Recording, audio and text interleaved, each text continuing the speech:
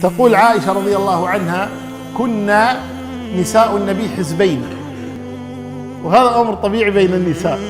عائشة وحفصة وسودة وصفية، هذا حزب. والحزب الثاني أم سلمة وأم حبيبة وجويرية وميمونة وزينب، هذا الحزب الثاني. وكان الناس يعرفون حب النبي صلى الله عليه وسلم لعائشة، فكانوا لا يهدون للنبي صلى الله عليه وسلم هدية إلا وهو في بيت عائشة. إذا كان في بيت عائشة في يوم عائشة تأتيه الهدايا.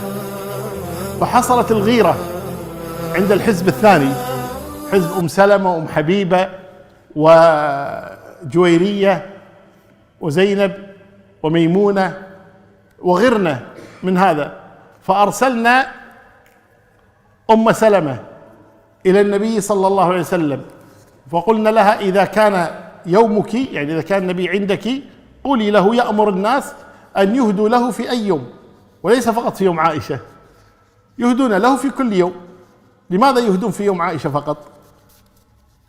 والناس يفعلون هذا لأنهم يعلمون أن النبي صلى الله عليه وسلم اليوم في سعادة أكثر من غيرها من الأيام والليالي. فلما دخل على أم سلمة قالت له: يا رسول الله، لما لا تأمر الناس أن يهدوا لك في كل يوم وليس فقط في يوم عائشة؟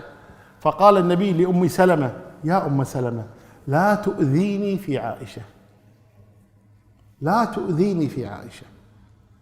فقالت أم سلمة: أعوذ بالله من إيذائك يا رسول الله، أستغفر الله. فلما التقينا بها أمهات المؤمنين: ماذا فعلت؟ قالت: قال لي قال كلمي. قالت: لا أكلمه، خلاص انتهى الأمر. فأرسلنا إلى فاطمة بنت النبي صلى الله عليه وسلم، فجاءت فاطمة إلى النبي صلى الله عليه وسلم قالت: إن نساءك ينشدنك العدل في ابنة أبي قحافة، يعني الناس يهدون في كل وقت وليس فقط في يوم عائشة. فقال لفاطمة: يا فاطمة، أتحبين ما أحب؟ قالت: نعم يا أبتي. قال: أحبي هذه، أحبي عائشة، أنا أحب هذه المرة، أحبي هذه.